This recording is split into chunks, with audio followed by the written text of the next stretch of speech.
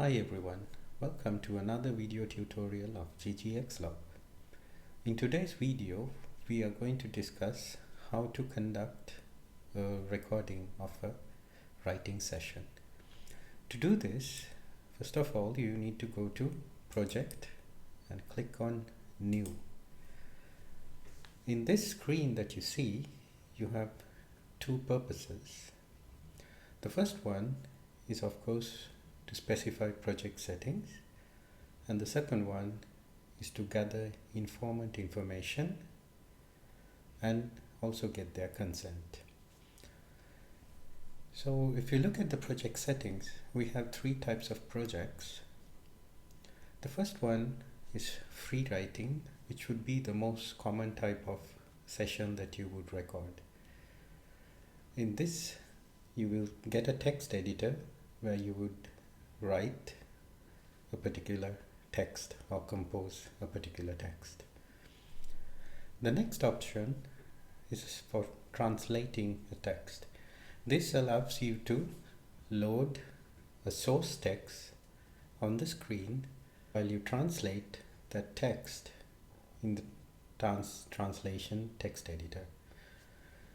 The third setting is for editing a translation. So this particular scenario will allow you to load a source text, and it will also allow you to load a text that has already been translated by you, someone else, or machine translation, and you are allowed to edit that particular translation. So these are the three project types that GGXLog supports. And here, the next one, we also have something for the length of a session. The only difference here is typically if you have a short text that you're going to write for less than maybe 10 minutes, you specify short text, and that will allow you to view a real-time construction of a graph. If you click long text, you will see that you are not allowed to do a real-time graph. The reason for this is a real-time graph takes considerable amount of computation power and can cause your computer to slow down, or it could also cause errors in the log.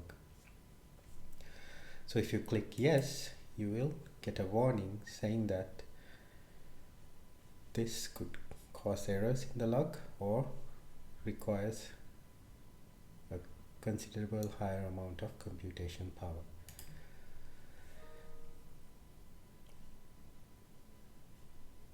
If you click on translate, or if you click on edit translate, you would see a difference in the informant information you gather. First of all, you have your name, first name and the last name, age, gender, the first language, and of course the language you are being tested in. If you click on translate or edit translate, you will see that you get an additional field which tells you the source language for the translating. So if you were translating a French document into English, your source language would be French and the tested language would be English. If you click on free writing, it goes away. And here you have the consent form that an informant could read through and of course grant consent. Now these fields can be left empty and still you could do the recording session. The consent form shown here can be edited in the project preferences menu. So when you click OK, you will come to this window, and this window is mainly for a free writing session. But in a translation window, in addition to the text editor here, you will also have a source file which will be loaded, which you can load onto the program. And in the edit translation project, you have a source file, and also you have to load the translation you are going to edit into the window. So that's the main difference between the three project types. But all of them will start off by clicking record, which will enable your text editor.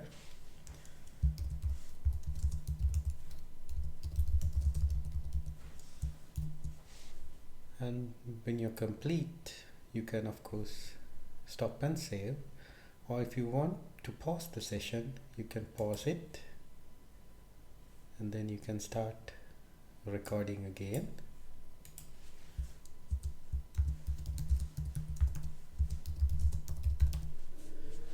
When you click on stop and save, you need to confirm it, and now you have recorded your session and the files will be saved on your computer.